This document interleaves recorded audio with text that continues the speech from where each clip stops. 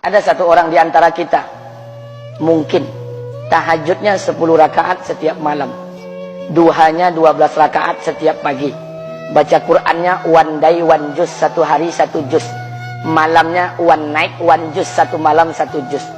Satu keluarga di antara kita ini puasanya luar biasa Senin Kamis. Satu keluarga berpuasa Senin Kamis. Tak cukup puasa Senin Kamis, dia puasa Nabi Daud. Sehari puasa, sehari tidak, sehari puasa, sehari tidak. Tak cukup dia puasa Nabi Daud, dia puasa-puasa sunnah lainnya.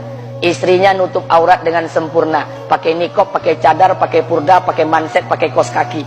Suaminya 5 waktu ke masjid tak tertinggal takbiratul ula. Anak-anaknya di pondok pesantren hafiz dan hafizah.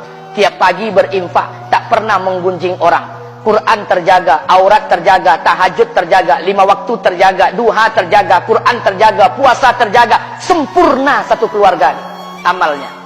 Tapi sudah 8 tahun dia tak tengok ayah ibunya. Sudah bertahun-tahun dia tak nyapa kedua orang tuanya. Sudah bertahun-tahun dia tak berhubungan baik dengan ayah ibunya. Sudah berminggu-minggu dia berkelahi dengan ayah ibunya.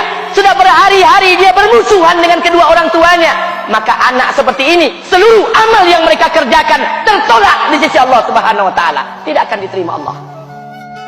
Sebaliknya, kalau ada di antara kita hari ini yang pandai melayani ayah ibunya, tidak ada uang ayah ibu dia kasih uang, tak ada rumah ayah ibu dia buatkan rumah, sakit ayah ibu dia bawa ke rumah sakit, dirawat ayah ibunya dia jaga, kotoran ayah ibunya dia bersihkan pakai tangannya sendiri. Ada di antara kita hari ini yang membersihkan kotoran ayah ibunya lebih dia nikmati daripada makanan yang ia sukai. Begitu luar biasanya dia melayani ayah ibunya. Tapi dia tinggalkan sholat, dia injak-injak perintah Allah, dia tinggalkan perintah Allah dengan mutlak. Maka kebaikan satu orang anak ini kepada ayah ibunya seluruhnya tidak diterima Allah Subhanahu wa taala. Atau jangan-jangan inilah yang menjadi penyebab amal kita tak diterima Allah. Atau jangan-jangan inilah yang menjadi penyebab amal kita tertolak di sisi Allah. Kita sholat juga, kita sujud juga, kita puasa juga, kita ngaji juga, kita dengarkan ceramah juga.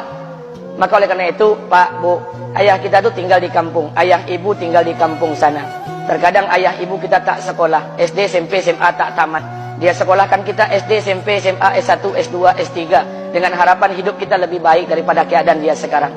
Tapi apa yang membuat kita jarang untuk menjenguk mereka? Saya ingin sampaikan buat kita bersama. Ayah ibu kita tak tahu kita ni eselon 1, eselon 2, Pak.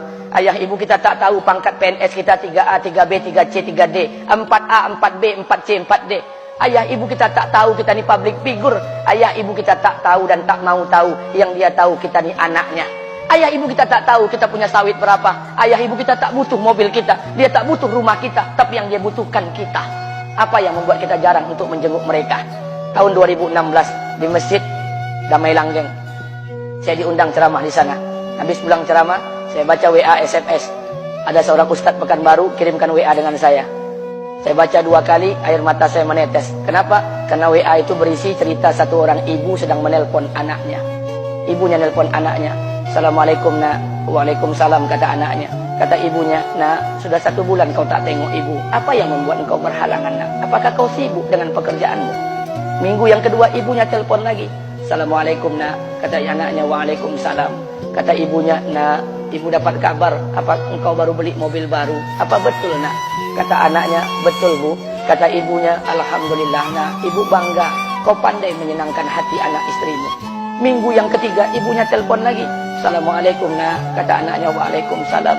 Kata ibunya, nak, ibu dapat kabar bahwa engkau baru beli rumah baru. Apa betul nak? Kata anaknya, betul bu. Kata ibunya, alhamdulillah nak, ibu senang kau bertanggung jawab dengan anak istrimu. Minggu yang keempat ibunya telepon lagi. Assalamualaikum nak. Waalaikumsalam. Kata ibunya, nak, tadi ibu pergi ke pasar, ibu jumpa temanmu di pasar.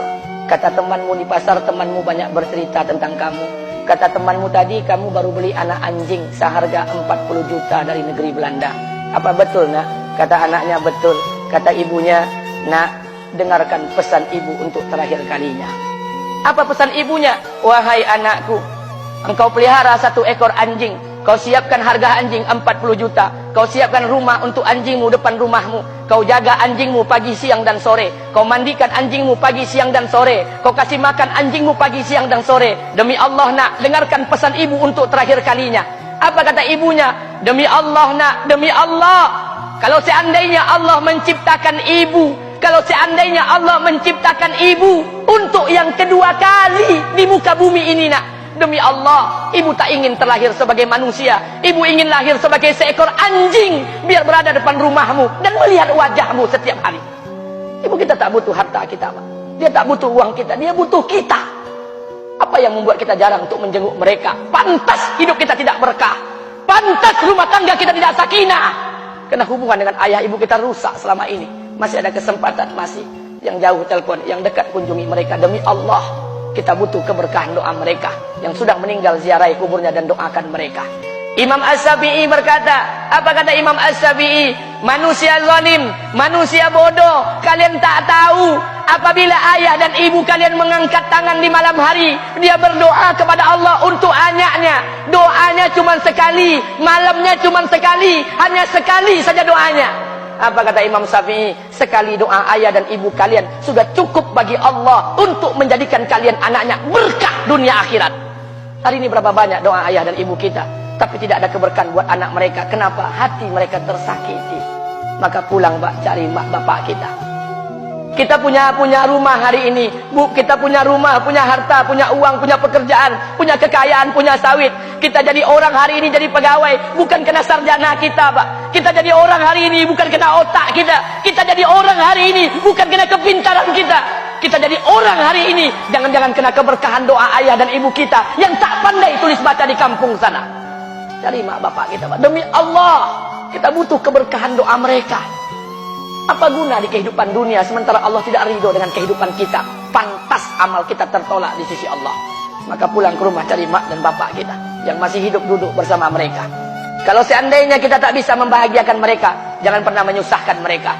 Kalau seandainya kita tak bisa membuat mereka tertawa, jangan pernah membuat mereka menangis. Demi Allah, kita hanya punya satu ayah kandung, kita hanya punya satu ibu kandung. Tidak akan ada ayah kandung yang kedua, tidak akan ada ibu kandung yang kedua. Harta kita cuma satu, ayah kita cuma satu, ibu kita cuma satu. Tidak akan ada ayah kandung yang kedua, tidak akan ada ibu kandung yang kedua.